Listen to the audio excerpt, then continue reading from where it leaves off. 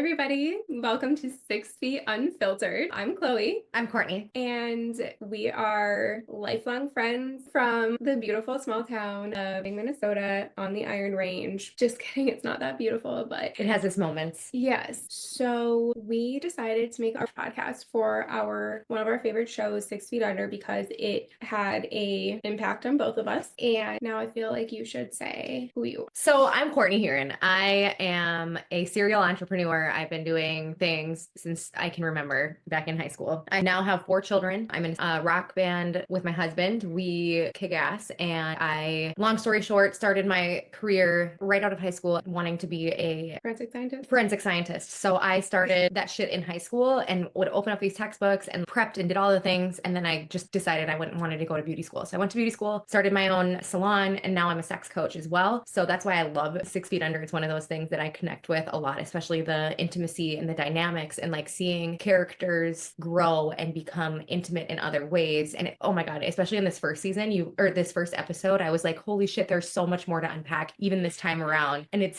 things the second time around. Yes. The first time I watched it, I didn't have kids. I was in a relationship, but I wasn't married. And so now all of this stuff just hits a little bit differently. Mm-hmm. And I have that mindset of both sides of it. And it's interesting. Yes. And for context as well, the first time that we both watched this, my memory is that it was around 2015. So we were, how old were we then? 22 or something, 22, 23. Super young, didn't have a lot of life experience yet, but we still both like really loved the show. Michael C. Hall, we love him. Oh God, so good. Fast forward. We're Dexter fans also. Yes, but it's so weird to have watched Dexter and then go back and watch David. I know. It took me a hot minute. Oh, but I love him. I say that. I actually like him more as David. Oh, yes. Oh my God. You cannot watch this show without feeling like you are also in a gay marriage with him. Literally intimately connected to the characters. But yes, that honestly, it's so beautiful. It's so moving. It's horrific. It's morbid. It made me a nihilist, but that's okay. I'm okay with that. What? Nothing. I'm just like back and forth.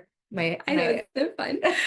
We have all these cameras set up, so we don't really know. So I personally have a lot less going on than Courtney does. I do not have any kids. I am not an entrepreneur, so to speak. I taught first grade for 8 years, left the classroom because it was a shit show. And now I work from home and I'm trying to figure out creative outlets. And I feel like this is a perfect marriage of, how were we saying it before? I'm more of a anxiety-ridden perfectionist. Courtney is more of a chaotic, go with the flow, figure shit. I build my planes as I fly them. Yes. So hopefully this does not crash and burn. Even when that does happen, I have this weird mentality of, okay, that was supposed to happen. Now how do I fix this and get better? So I'm not worried about crashing and burning. Yes. I think it's interesting because we are so opposites, but intuitively we're not. Does that make sense? Yes. There are key wavelengths in which we are on the same. Yes. And coupled with that, we also have some serious fucking trauma that we share from our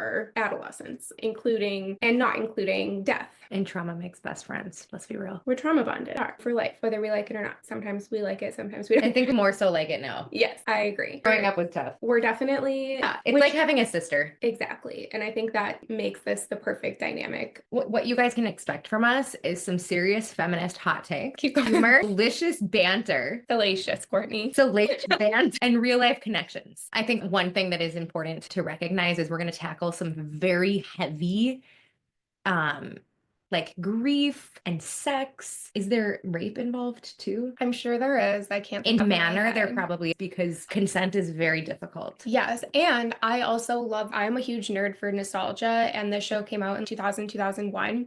And I think it's really interesting to look at how the times have changed and how different things would have been perceived differently nowadays. The one thing that comes to my mind right away is like in the first episode, Brenda has to find Nate in person in order to give her her phone number, even though they've already spoken on the phone, because it was like, okay. But I love those things. I think there's just so much to unpack, but I think that... And there's also something interesting about bringing in a theme of gay and that into today's world as well, where people are like, oh my God, why is everybody just gay all of a sudden? And it's like, we weren't. I'm queer, by the way. And we always were. Yes. It wasn't, we weren't just like, we didn't just happen to start. This is you're starting to see it more. I think, yes, David and Keith, and just David's whole character in general, and especially even just in the first episode, we see how he's so conflicted and in such turmoil over his own identity about being a gay man. I love that in 2001 too, having a gay, Black. He was hot though. And smoking. And that must have been and tricky and 2001. And I can't wait just for you all to know Courtney has not read my notes yet for the episode, but I'm so excited for her. I think that we're going to have some great conversations. So Can we get into it? We might as well just, okay. So we're going to try to start every episode with a fuck, marry, kill, but we're going to say that till the end. Okay, yes, we will do that in every episode, but every episode of 6 Feet Under starts with a death scene. Oh, yes. And in the first episode, the death scene is of the Fisher family patriarch, Nathaniel Fisher. In the opening death scene of the pilot episode, we meet Nathaniel Fisher Sr. on Christmas Eve, driving his brand new hearse through the streets of LA. And he's listening to music, sipping on his coffee, smoking a ciggy, and Christmas. And we're airing our first podcast episode on Christmas Day. Did you just make up the term Christmas Eve? Yeah, I did. Hey, Christmas Eve. That is such a corny fucking thing too. Okay, so Nathaniel Sr. Christmas Eve's us, but he's listening. He's like just vibing in this brand new hearse, and he's just the like ciggies, smoking his ciggy and drinking his coffee. And it shows him Ruth Fisher, his wife, calling him and being like, she can tell that he's smoking by the way he's talking to her, and she's not fucking smoking. You're gonna fucking die early. And then, ironically, did you take your blood pressure medications? Yeah, Ruth and Nathaniel are very opposite in temperament, but unfortunately, we don't get to know Nathaniel that well because as he goes to another ciggy after he gets off the phone with Ruth, a bus comes and takes him right out. Takes him out. He's gone. Breaks his neck. I think they probably say that in there. Broke his neck or something. They do show a somewhat gross side view of him laying on the exam table when Nate goes to identify his body, but it's a pretty jarring scene and it does set up the whole plot for the entire series, but in comparison, it is one of the more chill death scenes. There are a bunch more to come for every single episode in the series, and each one of them is very unique and just crazy, and I love it. Do you think people could watch this if they hadn't seen 6 Feet Under? They're just now watching it for the first time. You mean our show? You mean 6 Feet Unfiltered or what? No, the actual show. So if they come across our podcast, they should totally watch it. Okay. They would love it. Yeah, but and we're giving away spoilers. Which is okay, right? I would say let's do our best to try not to give major spoilers away until we get to that episode. But that episode we can talk about in an episode. Yeah, because what else would we talk about? Yeah. Okay. We're creating the plane as we fly. Yes. And you know what? This is an experience that I need and it's great. Really, Nathaniel Sr.'s death scene really highlights how death is inevitable and comes out of nowhere sometimes. And that is something I think all of us have. If you haven't experienced that, then that's great for you. But I know Courtney and I have experienced on more than one occasion finding that someone dear to us has passed away suddenly and tragically, and it is something that you tend to just bury away in your brain and your consciousness, but the reality is that it happens every single day to people who are not expecting it. And I think a lot of people are really afraid to allow themselves to think about that or to confront that, but I think that you can live a lot more of a meaningful, powerful life if you do force yourself to recognize that and apply that to how you choose to live your life every day, if that makes sense. And it's important to feel those feelings too. So when death does happen, it's inevitable. It's going to happen to all of us, and it's going to happen to a lot of our close friends and family. It's going to happen to us. Hopefully not tomorrow. Yeah, hopefully not. But when like it does, Nathaniel it's important teaches us, you just never know. You need to feel all of those feelings, because if you're just like pushing them, I think that's another thing that we were talking about too, is like, it's just been a really good therapeutic way to view stuff. So this is like free therapy. Yeah, welcome. We won't even bill you. Okay, so I think Courtney touched on this a little bit, but as we were going over what we wanted to include in our podcast in relation to the show, our main things, our edge or our perspective that we're bringing are that we want to talk about the funny stuff, because this is a really, honestly, it's very dark humor, but it's a super funny show. Like the commercial scenes? Yeah, that's in my notes. Okay. We're going to talk about that. Yeah, so there's definitely, I remember just like LOLing, and I paused and I waited for my husband to come like, you gotta watch this shit.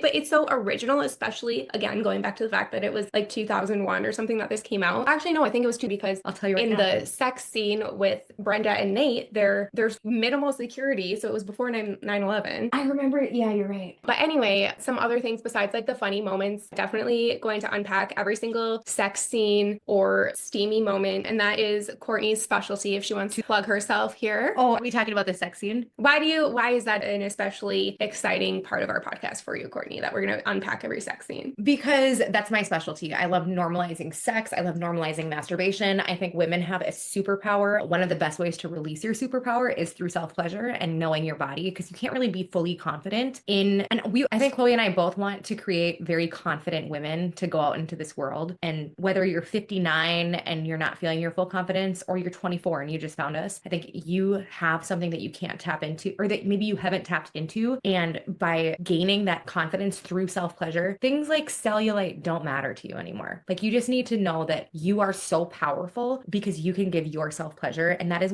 think about this. You could be locked the fuck up. I could be a hostage in a different country, and the one thing they can't take away from me is being able to self-pleasure. That's very morbid. That was not what I was expecting you to say. I love it. Do you want to give your business a plug here? Oh yeah. So I specialize.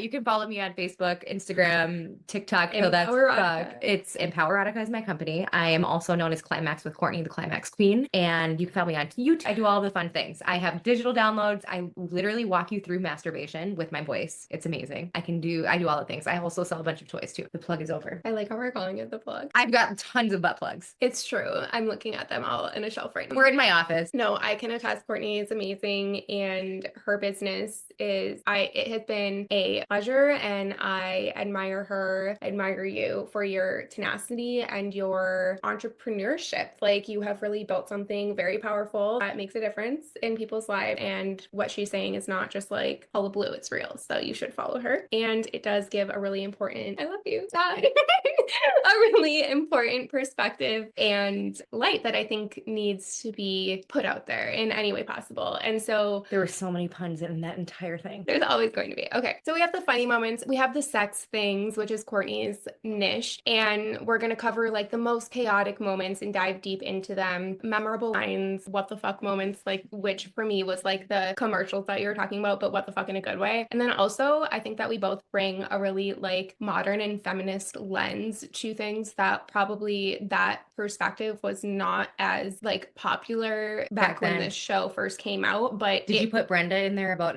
the way that she looks? Oh yeah, we're gonna talk. Is that in your note? Not her look specific, but we will touch on that, and we're gonna talk so much about Brenda because she's a queen and I love her. But yeah, I think that so the show was created by Alan Ball, who also made the movie Uncle Frank, which is phenomenal. You gotta watch it; it's so fucking good. But I think that's on Netflix. No, I don't think like on Prime or something. But he clearly is like a visionary for progressive storylines. I don't know if that is the right way to say it, but like, holy fuck, he's ahead of time. He was ahead of his time into so much, and it's like I just love it. And I think that now we're in fucking 2024, almost 2025. Also, side note, Nathaniel Fisher dies on Christmas Day or Christmas Eve, and it is December 22nd today as we are recording this. So that was not planned. That is actually fate and manifestation. It is destiny. Should we talk for 2 seconds about how this podcast came to be? Like, it was literally out of nowhere. If you would have asked me even a week ago, I would have been like, what the hell are you talking about? Like this, I came up with this idea watching, because I watch 6 Feet Under like reruns all the time because it's at this point a comfort show for me. But Courtney was the only other person that I had remembered ever speaking to who had also seen it. And she's the only person I've ever talked to the characters about. When you watch a show that you really love, she didn't like Brenda at first. I didn't. When I first watched when we were 21 or 22 years old, that's not entirely true. I didn't hate Brenda. Some people, like, I've gone down rabbit holes on Reddit. Some people hate Brenda. I didn't hate her. I just was like, what is this woman? She's so foreign to me. I don't understand her. And now I grew up being misunderstood. Yes, you were always very, I don't even know, it's not coming to me the right word, but eccentric. There's that, but that's what I'm thinking of. But she just, I had attachment issues for one, like very, I think maybe, and that's like my therapy speaking, but I was very anxiously attached in every relationship that I had throughout my life. And I think, Courtney, you might have been a little bit of the opposite, or maybe somewhat the same, but just in a different way. But I think that Brenda, we come to find out later that she actually has a lot of background, both of her parents. Yeah, we find that out in episode 1. And so I think that contributes a lot to her self-empowerment, because now me 10 years later, having gone through therapy and having learned a lot about that type of thing, I identify so much with her. And I think that she's such an important and powerful and integral character, especially for the voice of women on the show. But what was I going? Where was I saying? What was my point? Why did we start talking about Brenda so much? We were talking about why we started the podcast. Oh yeah, and how it came up. And then I just blurted out that you didn't even like Brenda at the beginning. So I'm watching a rerun, and then I texted Courtney or maybe we had already been texting. We were supposed to have book club. Oh yeah, and we didn't end up having book club. It was like another little side project that we were going to do, and maybe we'll still do that, but it didn't end up happening. So we were talking, and I just so happened to have 6 Feet Under on, and I was like, we should start a 6 Feet Under podcast. And knowing how Courtney I'm is the serial entrepreneur. serial entrepreneur, literally, I knew that she would be game at least to give it a try, but she ended up coming over and we hashed out We did book club a little. yeah. 6 minutes. Verity by Colleen Hoover. It was fine, but we were both, but yeah, you were into it, and we put together the wireframes, and I've stayed up till 4 a.m. the last couple of nights being a crackhead and just like diving into figuring out how to make this work. And I know Courtney's been putting in her own perspective and work on her side, and like we're both so excited to just put this out there to the universe and like connect with people about some of the things that we know are really important to talk about, especially I feel like sex and death. 2 things nobody wants to talk about. and feminism. Oh, and feminism. The F word. People don't like talking about that either. Usually I'm feminist. Yeah. We are. I know, everybody should be. You're saying we should become feminist? Okay. I said we should all be feminists. Oh yeah. Okay. All right. I don't know, whatever. We talked about our backstory, why 6 Feet Under. You talked about what listeners can expect. This is just neither of us,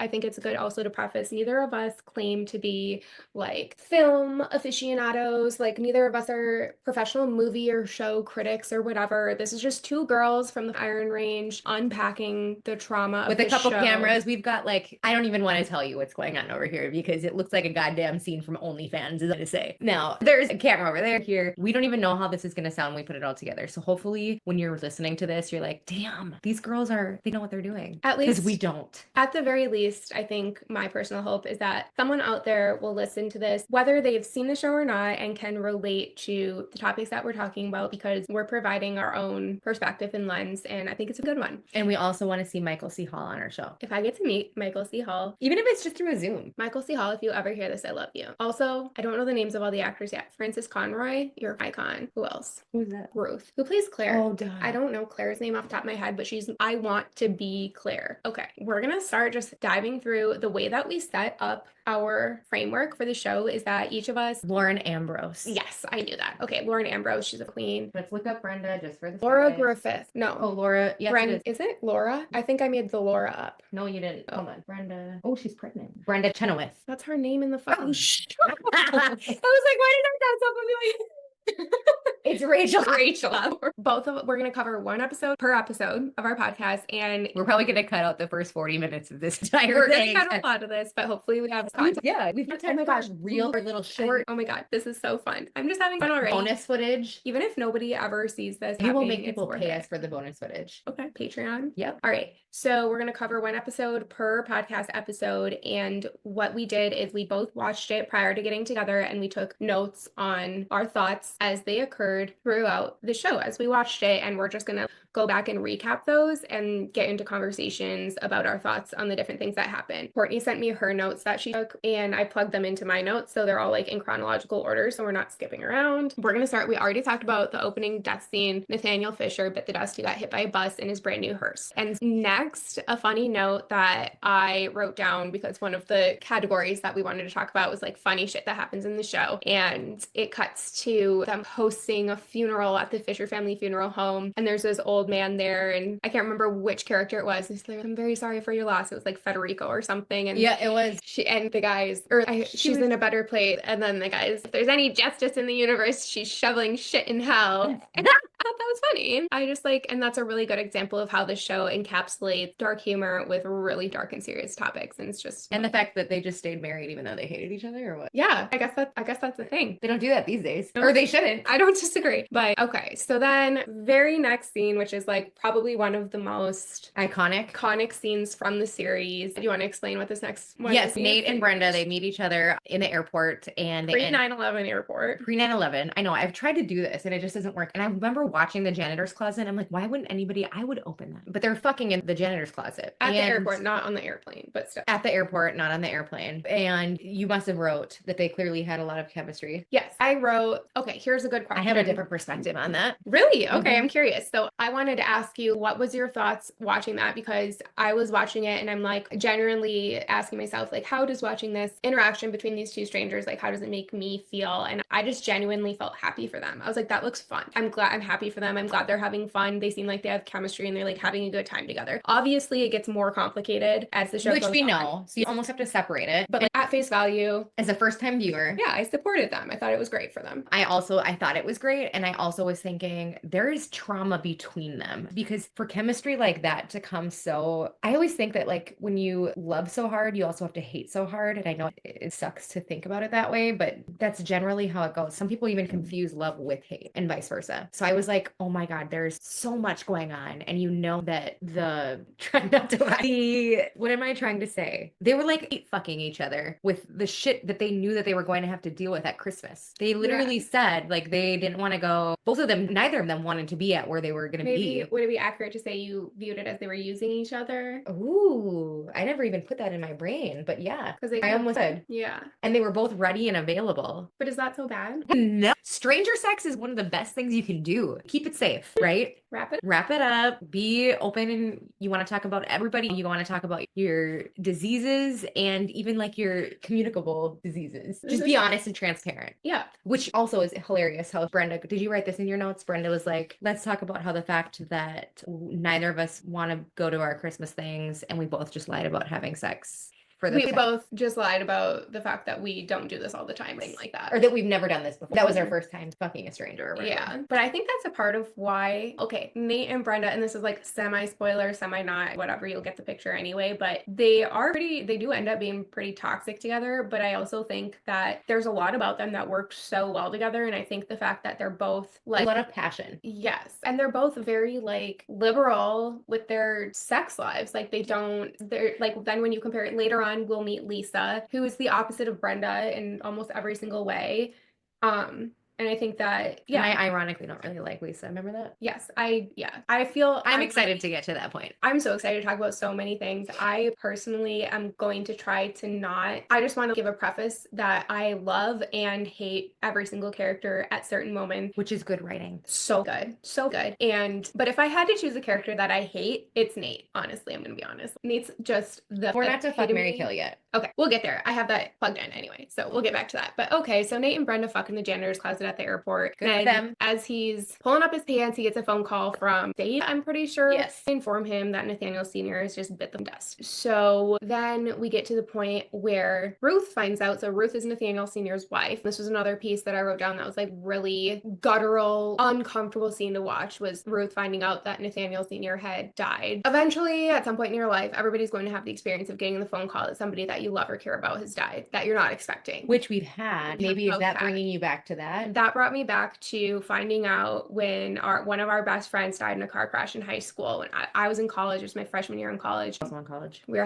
Courtney was also we were at different colleges, but we were having a party at the house that I lived at, and I just remember the stages of disbelief, shock, bargaining, all of that, going through that, and then watching Ruth lose her shit. And like, if you ever watch that scene, it's just she's going crazy. She's making Christmas dinner, and she like throws everything off the stove, and the roast gets all over the floor, and she's banging around. And for context, the Fisher family, if you haven't watched the show, which if you are listening to this, you probably have watched the show, but they live above their funeral home. So their house is above where they're conducting funeral services. So they're having a funeral service downstairs, and then David... Oh, yeah, they were at the time. Yes. David hears Ruth acting like she's getting murdered upstairs, and... That's my children. Okay, I'll just pause, but not pause. Yeah, just keep everything recording. They're hearing little knocks at the door. It's one of Courtney's spawn. Too loud. No, they were just going to bed and they wanted to couch. Okay, so we were talking about how we were in college and we found out when our friend died of a car accident. It was really traumatic, and we were going through the stages and watching, and then David, blah, blah, blah, goes up, and then it was just a crazy scene, very emotional. Then next chaotic scene is when it cuts to Claire hanging out with Gabe at the trap house, and they're smoking crystal meth. Which she didn't know. He told her before she hit it that it was crystal, but she was like, she had never done it before. And he was like, it just makes everything burn a little brighter. And then I think... I've never smoked crystal meth, have you? No. Oh my God, no. But I'm sure a lot of people we know have. Yeah, my husband. Okay. Considering we're from a rural small town in northern Minnesota. Addiction is very near and dear to our hearts as well. Yeah, we've lost friends to addiction as well. Absolutely. And one thing for me, my favorite character throughout the entire show ultimately is Claire, but this is like a perfect quick snippet representation of her. She's so volatile in her emotions, and at this point she's still so young. So she hits the pipe of crystal meth, whatever, then she gets a phone call, finds out that her dad died, and freaking out.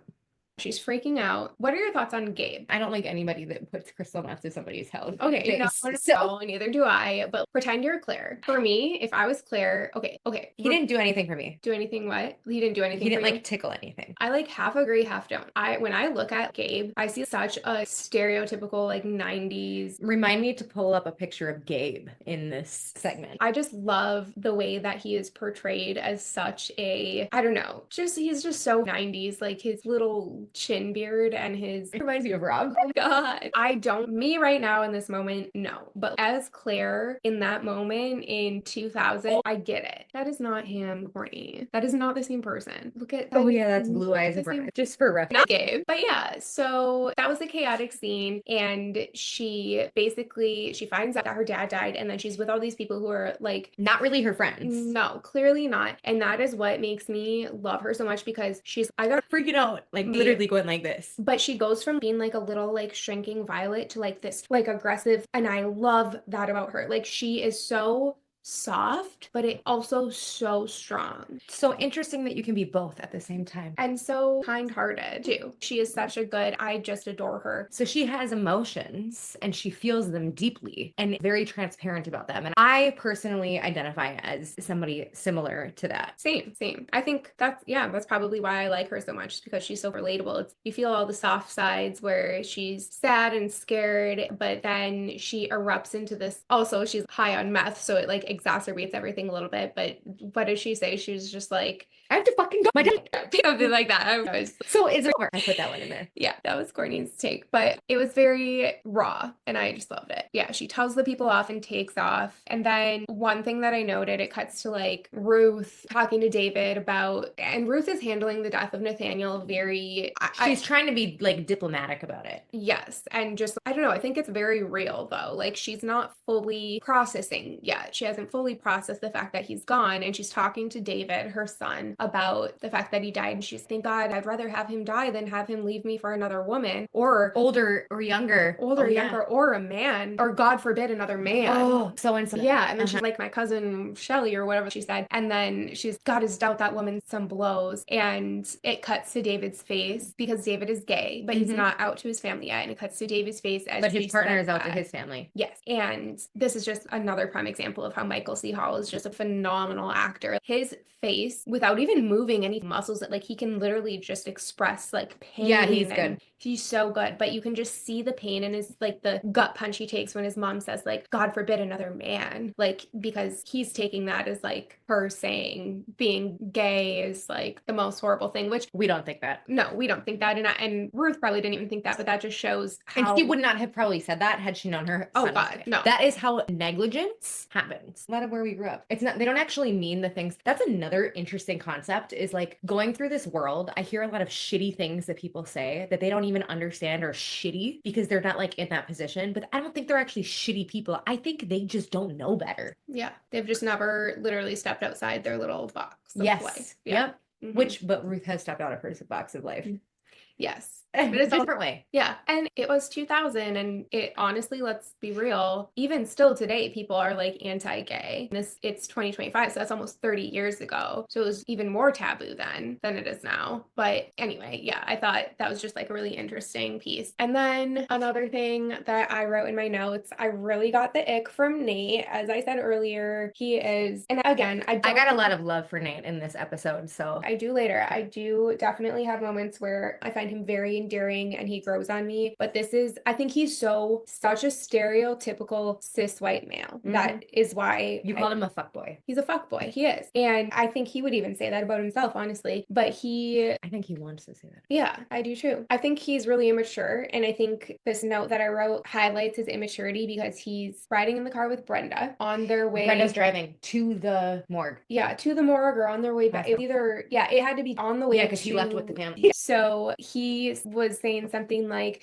talking about his family. Brenda was talking about her family, and then he starts talking about his family, and my dad really rode my ass when I was a kid. And then he proceeds to say how his dad wouldn't let him go rafting with his friends because he buried somebody his dad owned the funeral business. So his dad buried somebody who drowned while they were rafting. And then, he wouldn't let me go to the Eagles concert or whatever because somebody like died at a concert. And he was like saying it in a way that was like, yeah, he was such a dick because his stupid job like made him afraid of this. And I was just like, you're okay. I understand being upset about that when you're 18 or something or 16. But he's 30. He's like, right. He says in the episode, he's 35. You're 35 years old and you still haven't realized that your dad was protecting you and loved you, and that is why he did those things. That I also shows... don't like to be protected by my parents. But when you're 35, you would, if right now somebody brought up something that your mom or dad did to protect you when you were a teenager, you know that you would be able to still be like, yeah, that annoyed me when I was 6, but I understand why you did it. Yes. Okay, that is true. I can understand how he would have been pissed then. But the fact that he's 35 and still holding on to it, he needed therapy is what he needed. Yeah, he needed a fucking lot of things. And then it's also notable in that moment, this was one of my favorite memorable lines from the scene or from the episode. Brenda goes, are you mad at him or the fact that we're all gonna die? I remember that. I thought that was, honestly, that might be my favorite line from the entire episode because she is so elevated in comparison to him in terms of emotional maturity. Literally, let's be real. And she's recognizing it in that moment. I think that she's a complete stranger and literally pulled that card. Not even really. Brenda's hella smart. Yeah, she is. We find out later that she's a genius. Yeah. But yeah, I just was it didn't sit right with you. I was like, fuck you. Ugh. It just gave me the ick about him. But at the same time, he was in shock and he was grieving, and I recognize that. And you say things and you're irrational in those stages. I'm not holding it against him, but generally speaking, grow up. I don't know. I liked when Claire was like, why don't you just pull your dicks out and measure them?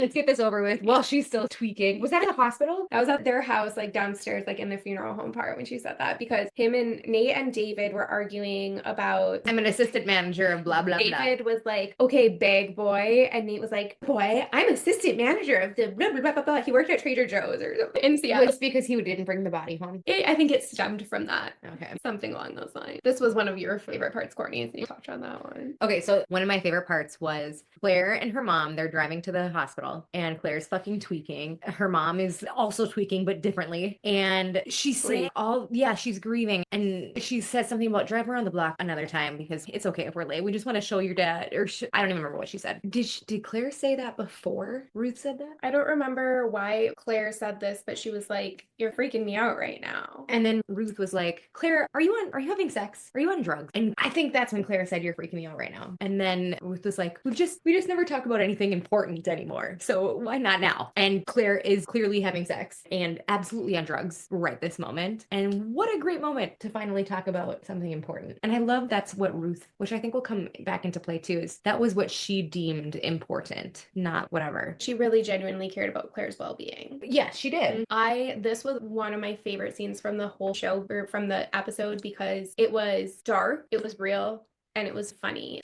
Claire's tweaking on meth. She's never done this before. She just found out her dad died. She's driving Ruth on the way to identify their dad. Why didn't he drive home either, by the way? From where? From the hospital or the morgue. Because we'll get to that, but he was tripping because Ruth made him identify the body. Yeah. And then so he just couldn't drive. Claire went up, pulled him aside, and was trying to like confide in him and be like, I'm tweaking right now, like I need you to help me like calm down. And he freaked out on her and was like, grow up. Yeah, you're gonna have to deal with this on your own because I have to go identify our dad's dead body. And then after that though, and I wrote this as a note literally right after this, but then they get back in the hallway and Ruth is just, Nate was like, okay, come on, let's go. And then Ruth was like, how did he look? Is there going to be a lot of reconstruction? And she was just spiraling. David can't do that. I know, David. But then this is another reason why I love Claire. She like recognized, I feel like she really truly had such empathy for Nate when he freaked out and was like, I have to go identify our dead father's body. So she took it all on herself. So she grabbed Ruth and was like, come on, like Nate must be really tired. He's been traveling all day. Let's get home. And then pulls Ruth out and they walk out together. So I think, and then Claire gets in the car and starts driving, but then she's tweaking and she's speeding. And then Nate makes her pull over. But she still ends up driving. She drives half the way. She drove the rest, didn't she? No, then they stop and then they're switching spots. And then when they're standing behind the vehicle, Nate stopped her and was like, hey, listen to me. Do you do a lot of drugs? And then she did her fiery Claire shit and was just like, like my father, whatever. And he was just like, I think she still drove. no, they switched. Are you sure? How positive are you? I don't know, like pretty sure. But they didn't bring Nathaniel home. No, they didn't. And that's why Dave had to deal with it. But I loved back to when Claire was like, Claire and Ruth were having their moment. Ruth was just like losing it. And she's, Claire, I just need to know you're okay. That was like her catalyst for asking if she was having sex. And then Claire, you can just see her soften and recognize, oh, my mom is just asking me if I'm okay because she genuinely loves me and cares about me. And she's, yeah, I'm okay, considering. And her mom just, Ruth looks at her and is just, you can see her kind of soften. She's relieved that Claire is like connecting with her and meeting her and is okay, she's okay. But she's also, yeah, considering, because like we're on our way to identify dad's body and this is such a shit show. So they're just like having this fucked up moment together, which I think that Courtney, you and I and our other friends can relate to so hard, because like when we lost Kelsey and whatever, like those first interactions we all had with each other were so fucking bizarre and just like, they were bizarre, but it just felt right. You mean right? We accepted the chaotic and weird things we were all doing. I remember Jackie, she had to work and I don't know, she just had this, she was like, I don't know, we need to cut this part out because I'm not going to explain it correctly, but I just remember looking at and watching how everyone was responding to the fact that we all just found out that one of our best friends had died in a car accident, and it was all different, but it was all understandable, and we were also accepting, like nobody was judging each other or anything. It was just like one of those, it was one of the, in the episode, it was one of those moments I could really relate to it, because it's like they're handling this differently. Like Ruth as the mother, she wants to make sure that like her kids are okay and the rest of the people that she has left that she cares about are like okay, so she's frantically and maniacally, are you having sex, I just need to know you're okay. And then Claire recognizes that and realizes it, and she's just like, I'm okay. And like they just have this moment of like fuck together, and I feel like we had a lot of those moments together, but it was just like one of those things that like, I don't know, it happens when you love somebody. Yeah, because everybody deals with it so differently. And I think it was interesting for us dealing with Kelsey's death because it wasn't just two of us or one of us, there was like 5 or 6 of us, and so we all definitely had our different, we were all over the state, none of us were even in the same city anymore. We all came together, and which was beautiful. It was honestly. I feel like it says so much that we didn't even really have to say anything. We all just showed up at the same spot within 5 hours of finding out, which is the same thing that the Fishers did, which they're en route for that. Yeah. But yeah, interesting. Okay, so here's we are. There you go. So that was my question for you, Courtney. What are your thoughts on the weird ass commercials that the show throws in? Okay, so I also come from a beauty industry background. When you first watch the commercials before they get more than 4 seconds into them, you think you're watching something about a new makeup or a new hair product or something like that. And then it's for dead people to fill in the gaps of the holes in their foreheads or whatever. Like molding putty And I was like, honestly, that is good marketing. That's so good. And just think about it in the stopped the TV show to show Rob a fake commercial. And I was like, this is interesting. Can you even imagine if it was like a real commercial? And I think too, it's so creative, especially for the time period in which this came out. I'm sure that had not been done before in any context. Oh, hell no. It's just so original. It's an original piece to throw in, and it adds several times throughout the show. Yes. 3, I think I counted 3 or 4. I don't know. There were several, but it adds intrigue. It breaks up the, oops, I just spit on you. It breaks up the hurt that you're feeling. It gives you a breath. Yeah. Levity. Yeah. What was the word that satiate? Salacious. What did I call it? I don't remember. Salacious? I don't remember what you said. I'll make sure to put that in there. Yeah, I really enjoyed those parts. Okay, here's a steamy moment when I don't think you caught this part because you didn't put it in your notes. I remember. But Keith calls David when David is in the midst of dealing with this chaos from learning that his father's dead. He has to deal with figuring out how he's going to get the body back to their funeral home. He has to figure out who's going to work on his body and all these different things. Plus grief. And grieving. And he's not even really, I don't think he had even started the grieving process at this point yet, but he had to call everybody still too. He's the one who had to really deal with the brunt of everything. Poor David, love him so much, but he's dating this super sexy big ass cop named Keith, and Keith calls him. So they had plans to get together this night, and he answers the phone and Keith's, I just want to remind you, don't eat too much tonight because I'm making you something totally decadent and fatty for dessert. What was your reaction to that moment? It was a little uncomfortable, only because I was putting myself in David's shoes, sitting right there. He's literally dealing with all this. And then I noticed when David was like, I can't make it, Keith was like, why, David? What's up? Because remember, Keith has told his family that he's gay. David has not. So I can guarantee there's resentment there on Keith's end. Like, he probably resents David subconsciously for not being open about the relationship. And I'm guaranteeing that Keith thought that he couldn't make it for some reason of keeping things under wraps. And then as soon as Keith finds out that it was like David's dad that died, he's like, God, David, I'm so sorry. You can tell the shift in his demeanor. He genuinely loves and cares about David. Yes. And he was like, oh, it's not a resentment. Like, your this dad is died. legit. Yeah.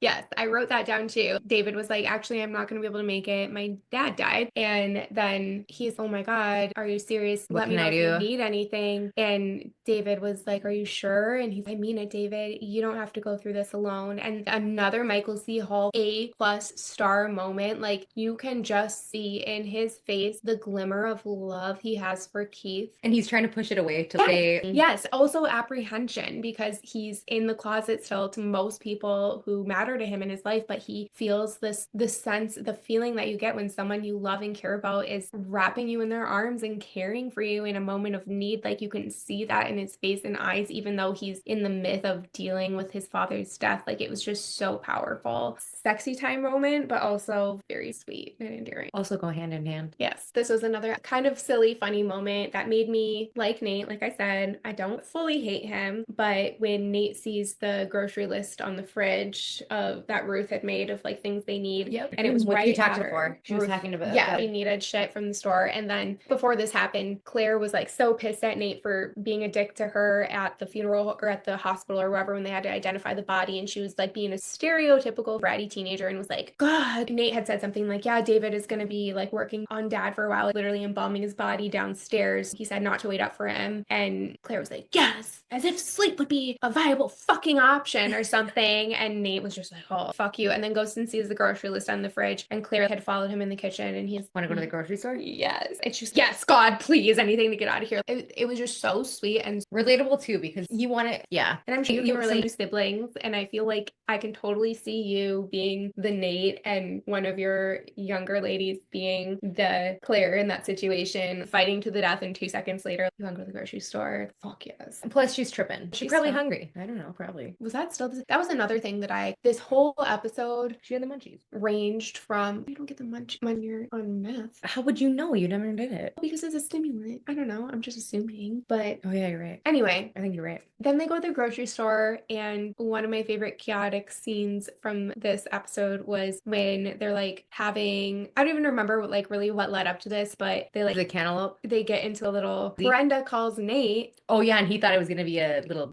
yes, but then they get into an argument because Brenda calls Nate out for being a fuckboy, yeah. And then he's like crabby, and Claire comes up to him, and then I don't even remember what she says, but then he's like, God, can't I just have a fucking minute to myself? And she just looks at him and grabs a cantaloupe and throws it on the ground, and I thought it was hilarious. And then they have to pay for the cantaloupe. Yes, they're just like chaotic hot messes. This time around watching the show, I'm really realizing how fiery all of the Fishers are. They're all so volatile.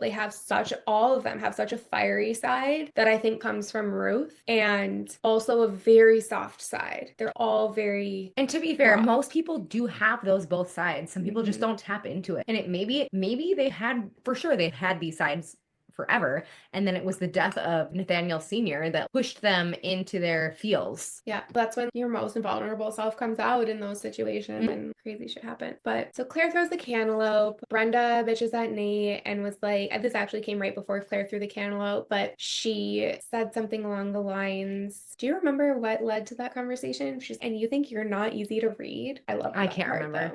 She called him, or he called her. She called him. And I'm still complaining about her shit, her Christmas night, which we see later, shrink parents, and like a shitty brother. Something pisses her off that he says or does. And then she's, oh, and you think you're not easy to read. And then like basically calls him out for being a loser, and is like, oh, you're like, I'm not stupid. Like, I recognize that you're just like a fuck boy who's good for a good fuck about it. And then we were also excited when the phone call came in. We're like, oh my God, they're going to see each other again. And then it didn't go that way. Yeah, it didn't go the way that Nate thought it was good. At least. But okay, I put in a little like feminist moment here. So really love how Brenda calls Nate out on his shit. She doesn't give a fuck about anything. Brenda is easily one of the most hated characters in the beginning of the series. If you look on Reddit, etc., she's just generally like not a well-liked character, especially at the very beginning. Which I have to put in again. I loved her from the beginning. Yes. And I think that's very on brand and on par for you. And I love that. And I love Brenda now. I do understand though how society puts her into this box of being lesser than human. Which is why I do what I do. Exactly. But I really think it would be fun for everybody to just take a second and reflect on why Brenda is a hated character, especially at the beginning of the series. Yeah, I don't even know why. Keep talking. Because what exactly is she doing that Nate is not doing in terms of relational or sexual behavior? They're doing the same fucking things. Yeah, nothing. And I would argue that she very clearly displays much more emotional maturity and just general maturity and intelligence than him. And people like her, because she's not the typical female sexy girlfriend archetype who's just swooning over her man, she's not groveling over Nate and she's secure in herself. At least she's conscious of trying to be secure in herself. And that bothers people because it makes them uncomfortable. So does she end up making mistakes and is she a very flawed human? Yes. Yeah, we all are. But so is everybody. Exactly. So why is she more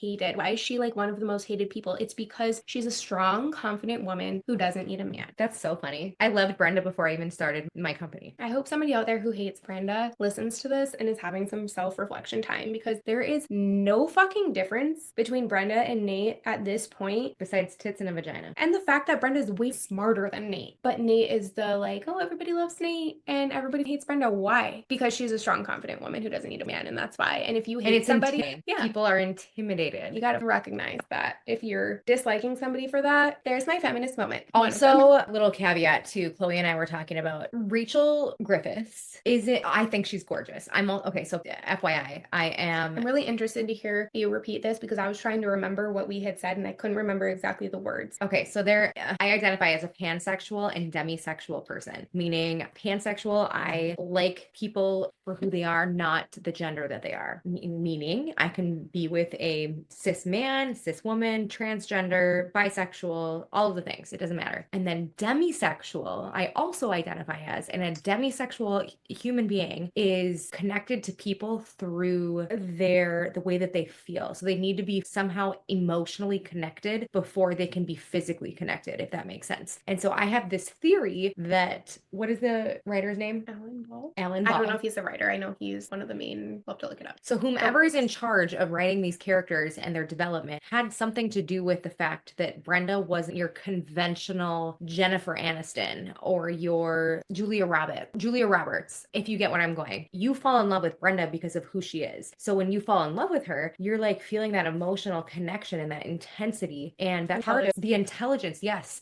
And that's part of what makes the demisexual grow. And so I think that's why I love her for who she is, because it has more to do with the way that she looks and all that stuff. It's more of what's inside. I think it's okay for us to say like Rachel Griffith is to some people maybe not conventionally attractive. I think she's beautiful, and we really shouldn't spend a lot of time on her physical looks. But it is a part of what we're trying to say. Yeah. We don't want to talk about any, It's not like we're saying, oh, like she's not hot enough to be whatever, like the character that she is, but like I think that it was intentional that she is not conventionally attractive to everybody to play the character that she is, because she's not about what she looks like. She doesn't give a fuck. She doesn't care.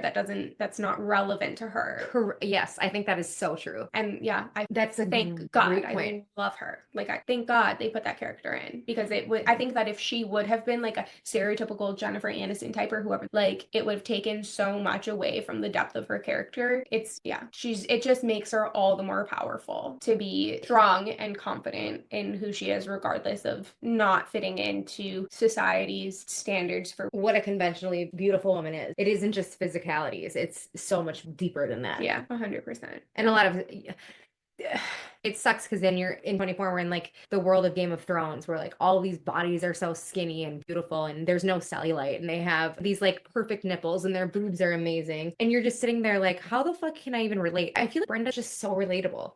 She's just normal. You might look at her and think, yeah, she's beautiful, but she's not going to be walking down the street and you're like, oh my God, who is that movie star? She's just one of us. Yeah. She's just like a normal woman that she's relatable. Yeah. She probably has lipstick on her tooth or something. And she's somebody I think that any woman can aspire to be. There's no. Chloe, I fucking love that. I love that too. Did you just pull that out of your ass? Yes. I love it. She's attainable. She's an attainable because, okay, imagine if she, just because you said the name Jennifer Aniston, that's what I keep going back to, but imagine they had casted Jennifer Aniston as Brenda and they had her the exact same character, just Jennifer Aniston in place Rachel Griffith. That would have been so much less powerful because that would have been so much more unattainable to the average viewer. Yep. But the average viewer can look at Brenda portrayed by Rachel Griffith and identify with her and genuinely feel like. And that it was me. As a viewer, that was me. The time I'm watching it, I'm like, and you'll see way later in the series why I just love everything about her. But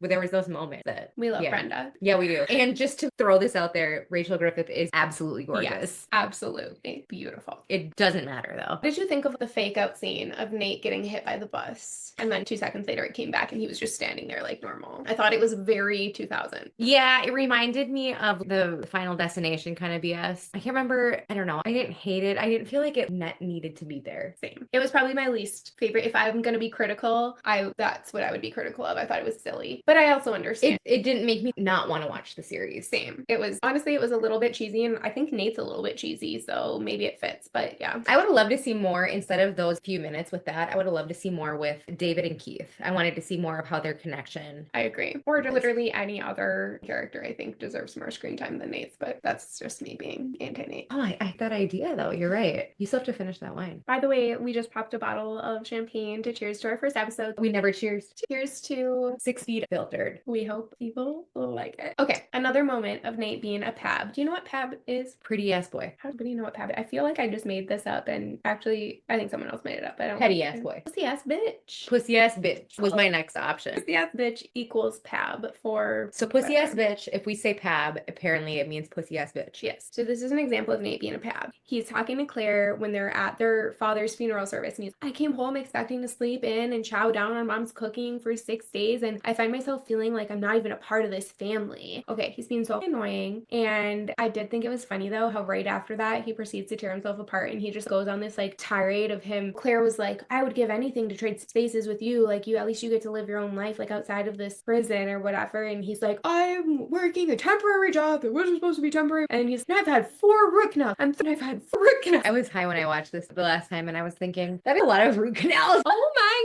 God, literally, because I'm thinking like, do you literally not brush your teeth? Like, what are they trying to say about? But then that's such a stereotypical cis white male. Yeah, and it was 2001. Yeah. So they probably didn't floss that much because you're supposed to floss. I'm gonna be honest, I don't floss. Okay, flossing is one of the do floss. You asked me for floss the other night when you stay at my house. I don't floss, but I do brush my teeth aggressively. OCD crazy. So I do have clean teeth. I just don't floss. But in between them, you can't get it without I'm just saying, that's my plug. My dentist told me that it was fine. She thought I flossed. But okay, all right. If you brush them aggressively enough, maybe. Cut that part out. I don't want people to come at me for not flossing. Okay, we're cutting out this last part. I promise I have really nice teeth. I don't, and I floss. We're all, see, it doesn't matter. Nothing fucking matters. There's no rhyme or reason. But I've never had a root canal. Me either. So Nate just sucks. Could have very soft enamel. Some people have that. That's very true. Anyways. I also loved how when they're at the funeral service, it was right after that last moment we talked about, and then this random stranger lady comes up to them and she's, I'm so sorry about your father, but he's in a much better place now. Which is so gross. You are so right about that. And Claire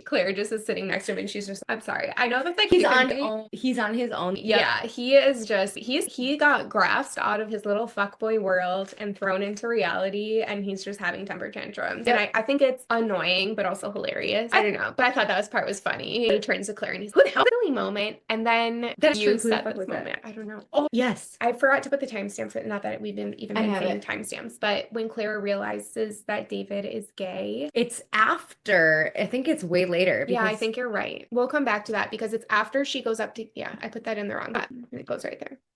Okay, here's your note. Talk about that. Okay, so for my 90s ladies that were clueless friends and fans, Brenda's brother. Now, I didn't know this the first time I watched through. The second time, he's in the fucking fridge crying like a baby, being a little bitch, which we like men with feelings. And Brenda did preface earlier that he's manic depressive. Yes, so he's obviously his depressive moment. And she's, honey, do you want anything? Blah, blah, blah, blah, blah. And then Said, are you looking for the olives? They're right here. they're okay. Are you looking for the olives? They're right here. And he brings his face up and I'm like, oh my God, I know that face. And so I Google it and it's fucking Jeremy Sisto who plays Elton in Clueless. So two completely opposite characters. I was just wowed by that moment. I don't have anything left to say about it. Fun connection. Love it. Jeremy says, I have to say. Was a fuckboy in Clueless. Do you think he's hot? It depends. I'm a demi. I don't know. It depends. I need to meet him. In the context of 6 Feet Under, I didn't get to know him enough yet. I totally understand the appeal. I'm going to be honest. He's very attractive and he's artsy. I'm very attractive to the emotional, artsy boys. So I get it. I get it, Claire. You'll find out later. We'll talk more about that. Okay. So this is one of the parts that I was so excited to talk with you about when Ruth outs her affair to the... This is one of my favorite parts in the whole episode. Yes. I think it's, yeah, same. Let's preface this as Ruth. She has 3 children, 2 older boys and a daughter. And okay, so I have 4 children. They're all girls and within 5 years of each other. Which is fucking crazy. It is absolutely. And when she was going through this, I was actually so sympathetic because I can feel all of her angst and wanting to get this out, get it off of her chest. And then I can also feel all of the reasons behind why she was even in that situation in the beginning. 100%. I think that honestly, I would be shocked if there's any women out there who couldn't feel that. And if there are, they're Give us your very secrets, fucking lucky. everything. Because I think that's such a common thing that women are put in the position of being the project managers of their fucking lives and being responsible for everything. And there's so much more of a feeling of responsibility that women inherently have ingrained in them. What did I write for my notes? I'm pouring it up. But I loved how Ruth... I remember. Okay, say. Moment she's like in the back side. Okay, hold on, back up. Ruth comes out and she tells David, I'm ready to see Nathaniel. So they bring her over. She starts crying and David takes her off into the side room. Nate Jr. sees this all happening and he's, what the fuck? So they just, as soon as she starts showing emotion, they pull her aside. And so he ends up going back in there. So that's how Nate and David are in the room with Ruth. And that's when she starts spewing all of this stuff. And she goes, one of the things that I noted was that I always wanted to go camping and he took me camping. And I noticed somebody was hearing her what she wanted. Yeah. Somebody heard She her had say her needs met for the first time. yes, because Nathaniel Jr. or Sr. was always about work, blah, blah, blah, blah, blah, which I also get. I am a serial entrepreneur. I totally get that. But you have to make time for all of these things and put some effort into the X, Y, and Z's. And I just thought it was beautiful how he complimented her hair. Yeah. I'm a hairdresser. So is he. Hiram. Hiram. We'll see lots of Hiram. We'll meet Hiram, yeah. Mhm. Oh, God. Yeah, I 100% agree. I totally empathized with Ruth. I felt absolutely no disdain toward her whatsoever. But airing it out to her sons. I did. Yes, that's a very good point. I think she could have been nobody. In hindsight is 2020. You're in the moment, you're grieving. I understand how it happened, but maybe I would guess that she probably would have chose to share that with maybe a therapist instead if she were given the opportunity. But she did what I would have done. I could understand, as much as I understand Ruth's perspective, I understand how that was probably also hard for David and Nate to hear. But I don't think Nate was like that. I think he felt validated. This is my most pro Nate moment of the episode. Good God, did my heart just like explode when he was empathizing with her. But let's back up a little bit. Loved the line, I'm not fine. I'm a whore. It's amazing. It was so good. It was so good. And it was just, honestly, it was so relatable. Like, and let's be real, whores are amazing. Whores are like my favorite people. Whoring is great. Yes. I think what you're saying is that it's okay to be a sexual being because that is what we are. They put a label on it. They call it whores. Exactly. I call it something else. I call it confidence, being your own self. Exactly. 100%. Thought it was hilarious. The jaw drops from Nate and David, they literally were like... But there was 2 different things going on in their heads. David, shut the fuck up, and this is fucking great. right? Yeah, yes. I think David was mortified. Nate was more genuinely shocked but empathetic. I think he was a little excited. I do too, considering how he proceeded to comfort her. But so I wrote down that I love that Nate was empathetic to her in this moment, probably because he's cheated on a lot of people before, which we later find out through context that he's a womanizer. So she shows also her resentment. Ruth shows resentment toward Nathaniel Sr. here by, like you had just said, Mom took me camping and whatever. He complimented her hair. Yes. And she goes on about being lonely and how ashamed she is about having the affair. And then Nate, my favorite quote, go ahead. And then when she went, she said that she was always staying at her sister's, and she goes, if he would have ever just called. If he would have bothered to. Yeah. Well, Francis Conroy. But this is literally erased every negative feeling I had about Nate. His quote here, he's hugging his mom, consoling her after David has stormed off angrily, which I'm not faulting David for that, but this is a pro Nate moment. He goes, it's okay. Like, you didn't do it to hurt anybody. You were lonely. I'm sure dad forgives you. Like, holy shit. Like, that is exactly what she needed to hear. And that is exactly. She believe it though. But yes, you're right. I think in that moment, at least for the moment, I don't think she internalized it. I think she still had a hard time afterwards, but I think in that moment, it's exactly what she needed.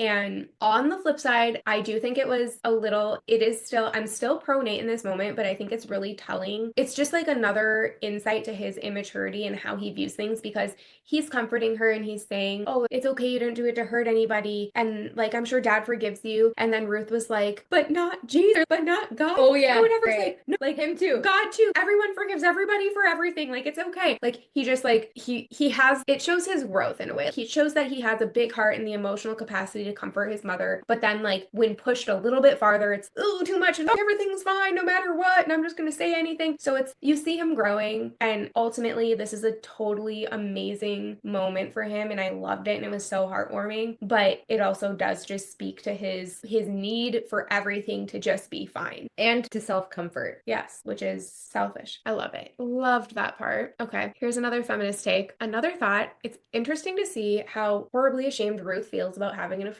Is having an affair wrong? Sure. But do you think a man would react that way if they had been cheating on their wife and then she died? Probably not. Maybe. You could definitely make the argument that yes, they would, but like, maybe a few. I don't know that that would be the first thing that goes through their mind. Yeah. I'm gonna acknowledge the fact that I'm being stereotypical here, but men are a little bit less ashamed about these type of things unless they get caught. And Ruth did not even, Nathaniel died before he found out that she was ever having an affair, but she is still just fucking distraught. But did he? We don't know yet. It's likely he did, but in Ruth's mind, in her heart, she thinks he didn't know, but now he's dead and he can see her like God sees her, is how she says it. So she's completely distraught. She feels so much shame because we live in a society where we make excuses for men, and this is the type of bad behavior that is literally almost expected of them. And it crushed me to see Ruth crushed with guilt over this when her husband is literally dead, and she is giving her living moments away to being like distraught with guilt over cheating on him when she was having an affair because he was not meeting her needs. And I'm pretty sure, I don't fully remember correctly, and this is another potential spoiler, but I'm pretty sure we find out later in the series that he was having affairs too. That doesn't ring a bell in my head, but I didn't watch it. I've only seen it years ago. And regardless, it's still just, there's a typical project manager moment. Yes. Right here. All the projects were going awry as a project manager, a woman in the relationship. And the first thing that she can figure out to think was like, oh my God, one of my projects just went awry because now he knows about X, Y, and Z. Okay, I do too when you're done. Okay, just come now so that we can all leave and come back. Okay. BRB. I can't believe I had this clipped onto my skin. Oh yeah, it's still recording. Is it okay? Go. We tried so hard. There's our clap. Okay. Do you remember where we were at? We were talking about having an affair, so I think now we can move on to when Claire had already said that cop is hot. Oh yeah, and she went up to him. Then she like goes up to him when he's like standing by the casket, and how knows? Yeah, she's standing right, and you can tell she's. My favorite parts though is that she wasn't even the first person to say this. David's friends with a cop. Yeah. Ruth said that. Yeah. Ruth said it first, and then Claire did. sure. And that was also when David was like, we play racquetball together. David plays racquetball? Yes, which is sad for Keith. But okay, so do you feel like do you think that Keith did not know that David was not out to his family prior to that? No, I think Keith knew. It just hurts every time. Yeah, I agree. But at the same time, it would hurt for you. It would. It 100% would. But I also empathize with David, and I feel like Keith sometimes does get on my nerves throughout the series of how aggressive he can be toward David, because he is very soft and sensitive. And I think in terms of every single person's sexuality, they need to be given the time that they need to fully present themselves as that. Yeah. Yes. Like they should not be rushed. I understand the difficulties that can present for a relationship, but I get it. I get both sides. But anyway, Claire goes up to Keith and she wants to hit on him. And then she realizes, oh, Keith is David's friend. And then Claire says it too. David's friends with a cop or whatever. And then she like moves across, or that's when no, David runs through and he goes, you want a shoulder to cry on, or you want to be my shoulder to cry on. My mom just told me she's a whore. She's been cheating on my dad, yada, yada, yada. There's a whole like shit ton of stuff. Keith puts his hand on David. Yes. Oh, honey. And David goes, and Claire sees it. That's a really memorable point though, because oh yes, David was like, met him at church. And then Keith was like, we met at church. Yeah. And he's, oh yeah. So there's a momentization there for David too, and I think a little bit of realization of his hypocrisy, because he's feeling as though he needs to be the maintainer of you don't have your mic. Image. Good call. Thank you. Let's not clip it on my skin again. But okay. So he's feeling like he needs to maintain the image of the Fisher family. So he's hyper focused on not being perceived as anything that would be negative. Let's roll back a minute. What is the birth order? Nate is the oldest, and David took that upon himself when Nate disappeared into the real world. Yeah. And I think that's why David holds a lot of resentment towards Nate. Yeah. 100%. And he even says that like at the end. He does say that in this episode. And we see that more throughout the series. For sure. But interesting to note the fact of the birth order, because that does come into play when Nate tries to then reckon to say, I am the oldest now. And yeah, so it's interesting. Sure. And David has made so many sacrifices in his life in order to sustain this business. And now that Nathaniel Sr. is gone, he has resentment, but he's also put in so much work to maintain it. But anyway, so he's saying, like you were saying to Keith, they met at church, and then like we met at church, and David realized it, but then they're having this intimate moment, and Claire. And then Keith is like touching David, and David goes, hands. Claire sees all of this, and you can tell. And she does a little like on her. She's like accepting. Oh yeah. Anybody. She loves her brother. Yes. And she cares about him. And I think Claire just loves people. Yeah. Like humanity. She's not going to. 100%. Yeah. And reason 1,000,001 I love her. Like she is the queen. Claire and Brenda for different reasons, but 100%. Yeah. I think that was a very sweet moment. Very endearing. Was that the last? Okay. So now we're at the part where the funeral. Yes. And this is where you had mentioned about the Sicilian woman. Right after, it's going to talk about a part that she really liked. And right after this part was when Claire was like, that cop is hot. And the rest of the things proceeded. But the Sicilian woman part, I think, is really important. There was a moment where Nate was talking to Claire. They're sitting on a couch talking about shit. And that is why Nate was getting so pissed that David took Ruth off to the side, because he was talking about this moment when he was in Sicilia. Is that right? Sicily? Sicily. When Nate was in Sicily. And there was this moment where they rode a dead body in a casket up to the shore, and then the women just attacked the casket, yelling and screaming was what he described as. And there is a therapy of yelling, and it is very therapeutic. Have you done it? Yes. Really? So it teaches you to yell from your belly. I'm a singer too, so I know how to do all of those things. And so that's probably also why it resonated with me. So I'm seeing him talk about all this stuff, and he, in that moment back in the day, thought that it was crazy. And now him sitting there on the couch with Claire looking at it was a memory he was recalling from having been on a vacation and seeing it or something like that. And he's relating it to today's world and what we do for the death. And I thought it was crazy at first, but now it just seems like it's so good. Necessary. Yeah, it's very necessary. Instead of, which is some bullshit. I'm sorry. Every funeral that I've ever been at, and I'm like a very unapologetic person, I still held myself together for every funeral. I didn't go ape shit. He called it ape shit. He said ape shit. apeshit. Yeah. I didn't go apeshit at any funeral. However, I think that would have been helpful in the process of grieving if I would have been able to do that. And so I think that's where his spark of not filtering Ruth came from. Oh yeah, 100%. He's feeling so uncomfortable by seeing all of the formalities that go along with Do I have a booger in my nose on this side? That's I'm like, hey, no. But yeah, Nate is very uncomfortable by the conventional way of mourning that like Fisher and Sons, or what is it called? Yeah, it's called Fisher and Sons funeral home has built in for themselves, and that's what his father's funeral is portraying out to be. Yeah. And he, like you had mentioned, he dipped out. There's scenes that show him as a little kid being afraid of the dead bodies. Yes. And stuff. So he like dipped out right away, and then that's why David felt like he was like he had to take it on to like move on the family name or whatever. But now Nate is just like reconciling with himself, or trying to reconcile with himself, how his past experiences with death, which are very minimal, like he's explaining this experience he had when he was like on vacation fishing, and he saw like on the coast of Italy and sees these Sicilian women grieving, which was like so obscure to him and such a non-personal thing, but he still remembers it. And he's saying how that feels more real and how it should be. And what we're seeing now, it cuts to a pan of the funeral home of everybody just being very proper. Nobody's moaning and sobbing. Everyone's just being very like, and that is what like David has internalized. And it's normal. Yes, they're butting heads with that. But I think the scene, they show like a flashback scene of Nate witnessing the Sicilian woman grieving, and that was very powerful. And yeah, we've witnessed that firsthand, so we can attest to the reality. You look like Olivia Rodrigo. Have you ever gotten? No. Thank you. I'll throw a side by side. I'm very self-conscious. Okay. So then this kind of goes along with what we were just talking about when they're at funeral and they're doing the salt shaker thing, like ashes to ashes, dust to dust, and everyone's taking turns like, Nate, what is this fucking salt shaker? Honestly, I got really annoyed with Nate in this moment because I empathized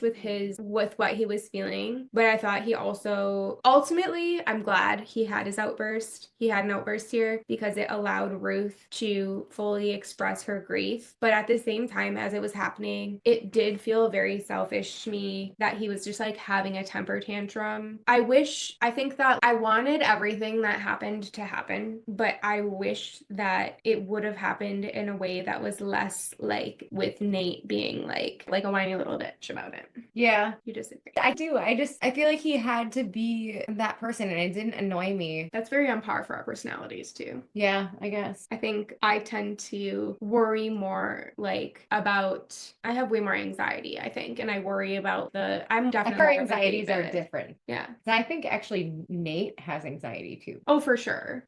Yeah, just about different things. It is. It's totally different. But I think that I can totally see you being more of David. You're worried about what's going on. How are we going to rectify all of this shit? I'm more about other people and less about myself. And I'm more of I'm not. Yeah, which is admirable. But also annoying. I think, and that's the nature of humanity. And you can't have humanity without all of these different pieces. I love you. I know I love you too. For real. Yeah, you gotta let people do what they're gonna do and then figure out what you're gonna do next. Because literally all you control is your control. And you're right. It ultimately was a good thing so basically what we're talking about at the actual funeral, Nate had the meltdown. Remind me, I have a thing. And was like, that's how I remember. Nate had a meltdown, and in front of everyone that was at the funeral was like, he grabbed the dirt off the ground and was like, throwing it. I'm through. What did I wrote down? I refuse to sanitize this anymore. What is this stupid salt shaker? And then he freaks out on David. I love the word sanitize. Yes, I do agree with what Nate is saying, and I understand. I felt the way he went about it was insensitive, especially to David, who, like we just talked about, is the one who took on over these last however many years the whole entire business, and reconstruction of his own father. Yes, he's been through trauma too. But yeah, so ultimately though, Ruth, say what you want to say, because I'm just saying. Start over again. Okay. Ultimately, Ruth. No, start over before that. Okay, so Nate is grabbing actual dirt from the ground. He's, I refuse to sanitize this anymore. Before that. What is the stupid salt shaker? I don't remember what I said before that. But then he freaks out on David. But ultimately, there's a pause, and then David calms Nate down, and then things go back to normal, and Ruth is, wait. My turn. No, that's what Ruth said, basically. Yeah, she was just like, hang on a second. And then she grabs the dirt too, and she starts throwing dirt on the casket, and then she becomes the Sicilian woman, and she's just like, ah, ah, ah. Oh my God. Oh, I just got shivers again. It was such a dark and moving scene that would not have been possible if Nate had not. Oh, I remember. So there's a theory behind that. The theory is it actually takes two people to make a motion. And the first person is the person that just starts the motion. And the second person, so the first person was Nate. The second person would be Ruth to make it like normalized. So an example would be in a crowd of bystanders watching a concert. There could be one person that just stands up and dances and it's not going to make everybody dance. But as soon as there's a second person dancing, it starts to feel a little bit more okay. Yeah. And so that is what I was experiencing with this. So Nate made the motion of being that first person that most people hate because you always see that one person that's dancing. You're like, dude, sit down. You're a joke. What are you doing? It's not even funny. And then when the second person stands up, then it's all of a sudden okay. And so basically that's just what happened with Nate being that first person to be the douchebag. And then Ruth is, fuck that. I'm going to be the douchebag too. And now it's totally fine. He opened the door for Ruth to agree. Correct. To really feel, and David saw that then. And I feel that as Nate, because I do that with everything. That is a very Courtney trait. Open the door, and I'm the first person to do these things, and I'll say, did you masturbate today? And people are like, oh, did you just like sexually offend me? And then if I say that, and then another person, like I totally get Nate. I totally get it. Normalizing weird shit. Human emotions. That aren't actually weird, but we just made them weird. Yeah. I totally get that. Yeah, that's a really good point. But to your point too, it might be in a very selfish way, which I also think is fine because it actually is better for the greater good. Yeah, I agree. Ultimately, I think the most important thing in this specific scene was that it allowed Ruth to feel like it was okay to get out those guttural sobs and like fully grieve. And I think David realized that too. And I think that's part of why it made him show it, because right after this, Nate and David get into the like blowout because David is so pissed at Nate, but I think deep down David really realizes, oh shit, he's on to something here. So there's definitely David might have been more pissed at himself. Yes, there's insights to be gleaned from all sides, and that's just this show's genius because it makes you think and it makes you have things from different perspectives. Yes, I think that's what makes humans grow and be better. 100%. Not that we think we're that good, but we're just horrible. one person. We're like totally shit. Trash. But if you can be 1% better every day, what does that get you? A lot better. Yeah. Okay. Just one more shout out to Frances Conroy, who plays Ruth, for her guttural sobs over Nathaniel's casket in the scene, because that was amazing. You have to relate that back to our friend. Kelsey. Yeah. One of our best friends died. And at the funeral, when they were burying her, the mom of the 17, she wasn't even 18. So the mom of the 17-year-old girl, literally, I remember this till the day that I die. It was a giant white casket. After the funeral, we drove all the way out to the cemetery. All the way out. It was hitting Minnesota. Courtney. We drove a place to a place. It was a place to a place, and it was a long drive because there was a lot. It was a long drive for the context. Yeah. They put the casket is out on the thing, ready to be buried into the ground, and we're all like watching. Everything's actually quite calm for a moment, and then Mom just freaks out and grabs the casket, sobbing. And I didn't forget that. I have not ever forgotten that as a bystander with no children, and now that I have children, and you can look at my office behind all this stuff. I have 4 pictures of Kelsey up over there. She's like a huge piece of my heart. So I never forget about that. Same with you. I see her all over your house. It's really crazy to hear you talk about that because I was actually thinking of a different moment. And when you just described that, it was like, I had actually blocked out that specific memory. Now that you're saying it, I do vaguely remember that, but my main memories of that funeral it's just like blips, but like I remember walking in, hugging her brother, turning around, crying, and then I remember sitting in the rows they set up for you. Because it was 2 separate days too, I think. There was like a day for a wake and then a day for the funeral. No, we went out there. You're thinking because there were 2 friends who died in that same accident, and so there were 2 funerals. But that same day, it was after the wake. Maybe you may be right. It was over 10 years ago, so I don't know. I remember the wake at the Doherty funeral and then the funeral being at Maple Hill. But I remember driving out there afterward, though. though, because I'm pretty sure it was the same. Regardless, I don't have a whole lot of memories of being out there, but I think that's because I blocked it out because that was probably the most. It was very traumatic.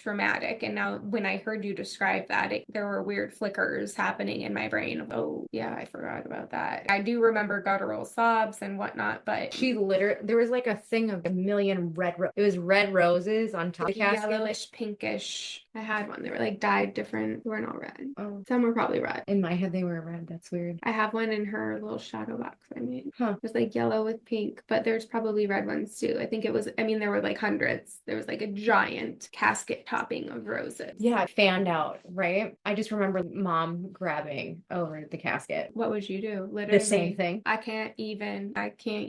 And that's why, yeah. Lisa is one of the most strong women I have ever met in my life. We've been through some shit, mate. Yeah.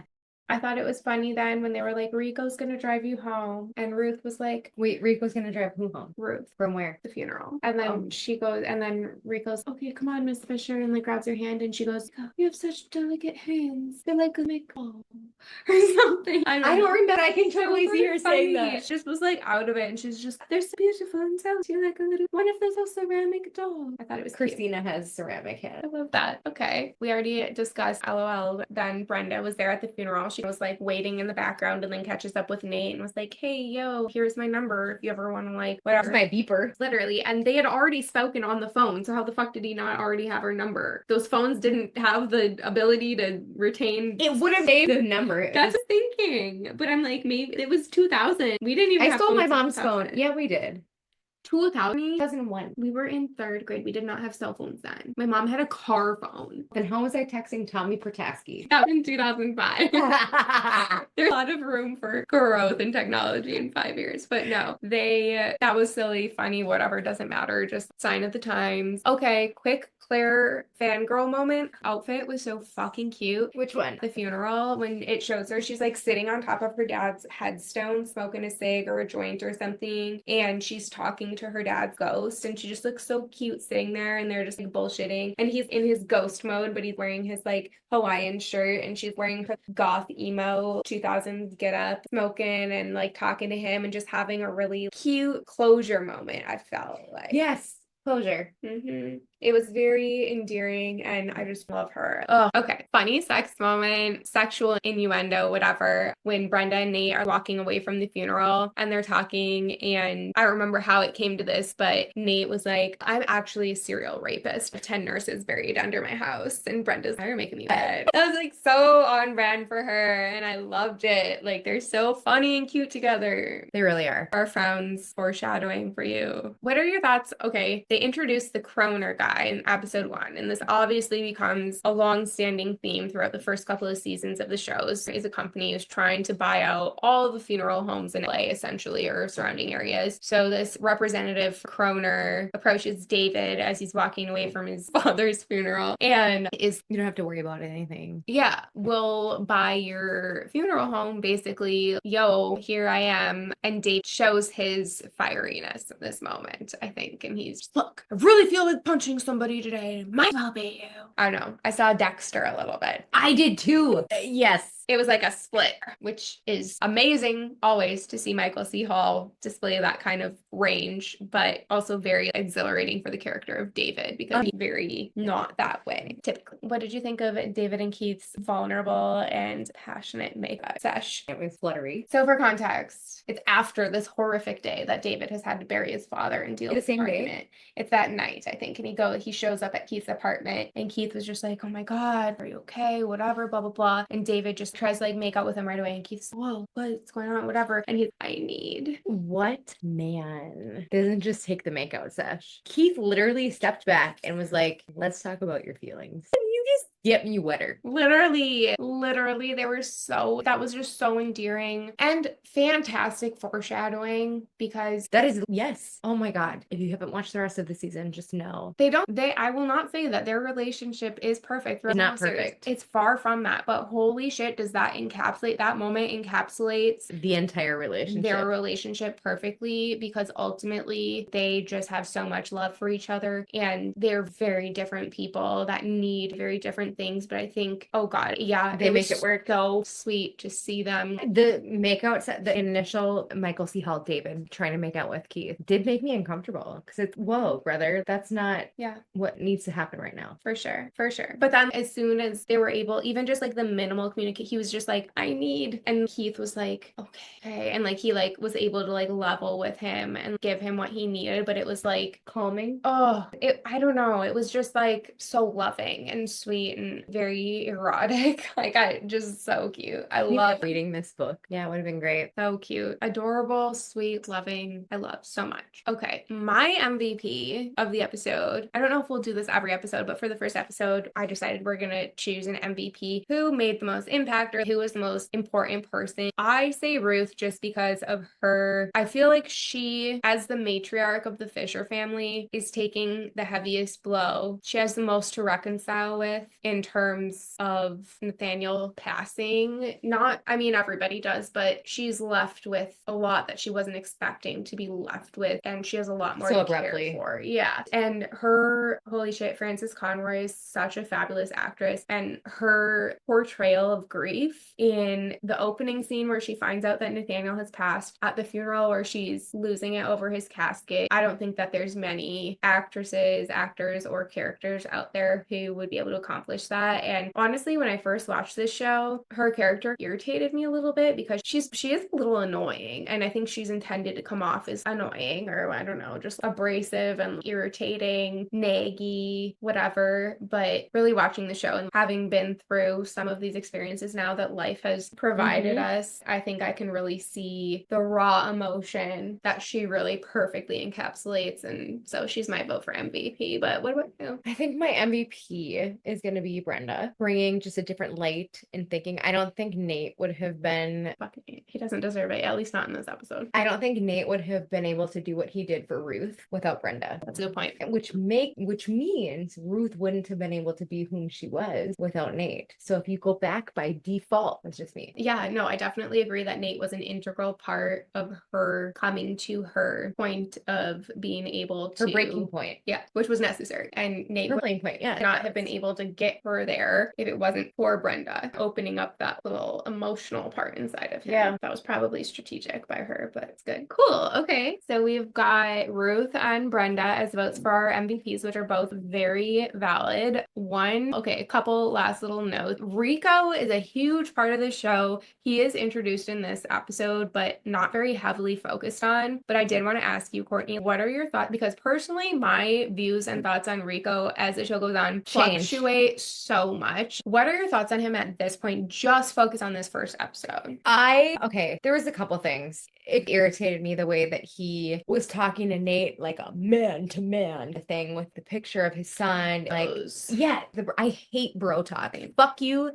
See, want a butt plug? I got it. Fucking hate that. And he just thought, bringing in his son was okay. And then he was like, yeah. And then what's his wife's name? Vanessa. Is it Vanessa? Yeah. She's pregnant. And I got her pregnant again. I fucking hate that stuff. I thought it was hilarious though. Like, he reminds me of a stoner dude just doing his job. He's really good at his job. He's very good at his job. He deserves credit for that. He does. And then the woman, I did his ear. There's somewhere I must have skipped over it. Yeah. And I was like, okay, I like that. I like that. Be proud of your work. Be proud of your work. Just dial the bro-ness back. Yeah. And we all know what Federico does, and we all know who he becomes. And if I take that aside, I don't hate him right now. Agree. I think he's just. I actually find him extremely endearing at this point, but he's all excited about things. He's very excited about all of the things. I would 1,000% agree with you about the broiness and the like, oh, you stood, like you got your wife pregnant again.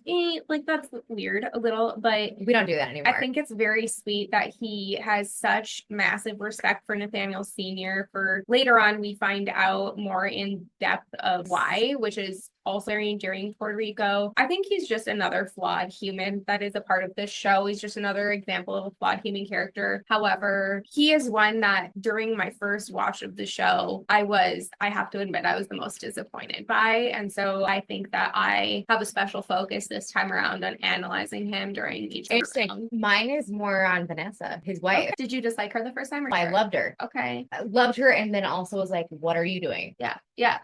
So now I want to focus more on that because I can see her. We can talk about it later. Yeah, we will eventually get to it. They're very interesting characters and they're very interesting. I think it was genius for them to having an alternate plot line that was not just focused on the Fisher family. They pulled him in. Yeah, Federico Diaz, I think. Diaz. The Diaz family as well. And they bring a lot of color to the show as well. It's very interesting. And one thing I would love to do as we continue on with this podcast is to like maintain a Spotify playlist or something of all of the soundtracks that they use, because love it. I think that the songs are so emo and moody and so timely and nostalgic. But at the end of pilot episode season 1, they play the song Waiting by the Devlin, and it's taking place as Nathaniel Nate Jr., whatever, he's out for a run. He's this big runner dude, and he is running around the streets of LA. And so he's seen all these cars and buses or whatever drive by, and he's seeing Nathaniel Sr.'s specter or ghost or whatever board this bus wearing like his typical little like fedora or whatever.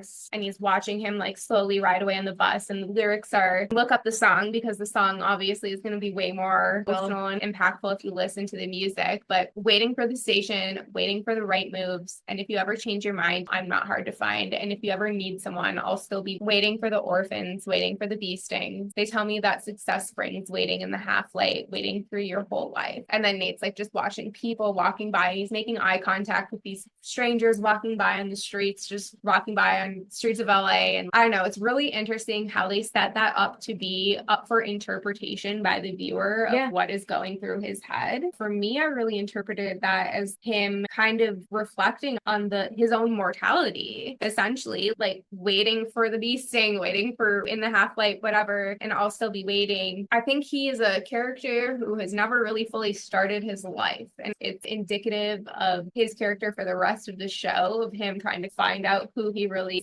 figure out shit behind all of the things that like, when are you going to stop just waiting? I don't know, maybe that's not the right way to phrase it, but he's thinking about the meaning of life. I don't know. Which is a great pilot. Fabulous. Fucking fabulous. Loved it. Okay, now let's play Fuck, Marry, Kill. Fuck one, marry one, kill one. You go first. Oh, that's how we're gonna do it. We don't have a solid set 3 that we have to choose from. Nope. You from the whole episode. One, marry one, kill one. That if we do it like this, we have to do this at the end of every episode. Why? Because people won't know who we're talking about if there's new characters introduced. What if we fuck, marry, kill in the beginning and then explain it at the end? So it's a quick fuck, marry, kill in the beginning. Okay, we'll figure it out. I feel every time I've ever played Fuck, Marry, Kill, I've provided 3 options and I have to choose which one to fuck, which one to marry, which one to kill. There's too many options. It's a good point. Okay, do it your way.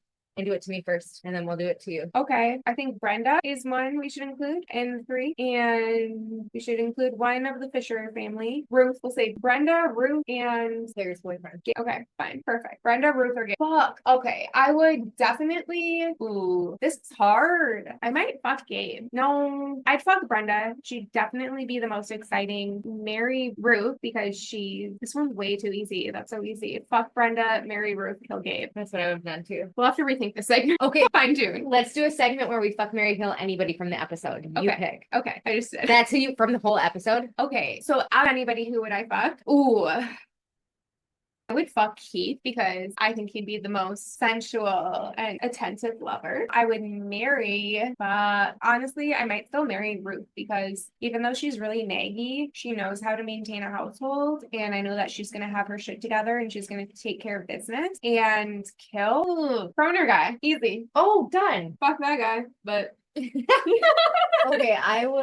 fuck Mary Kill. I'm gonna fuck Brenda. Good call. Definitely. Yeah. She's right up there. Yeah. I am going to marry Keith. Good call. Good call. I like it. And I am going to kill. I don't want to pick the same as you. That's too easy. Who did I kill you? Croner. Oh yeah. At this episode, I am going to kill Gabe. That's legit. I do end up really liking him in some episodes, but that's very valid. He was not. He didn't do much in this episode. Not at all. Okay. Let me go back to and make sure how to manage to get so many different documents. Oh yeah, we should add this at the beginning as a memoriam. Let's do it right now. I meant like in text, but you can say it or we can say it. This is a memoriam for our friends Kelsey and Alex. Very good. Okay, so hopefully in the next episode you'll get a taste of the same bullshit and you'll get to enjoy. I hope that maybe somebody out there, but maybe we should really quick share our hopes for what this is. For me, me. I hope there's people out there who already love this show, who want to find other people to connect with about it, and that this can serve as that. But also, I hope that there's people out there who just stumble upon us and maybe have some of the same views or personalities as we do. I don't know, and identify with us. And maybe this puts you onto the show, and this is something that you can relate to in your day to day. But ultimately, we just want to have fun and hope this resonates with some of you. But what do you think, Courtney? Yeah, I think if you have not watched the show, you absolutely have to. And I want to get out of this something that is fun. It's an escape. It's real. It's raw. I don't like scripted shit. I've never liked that. And I just want to be able to be, I have 4 kids.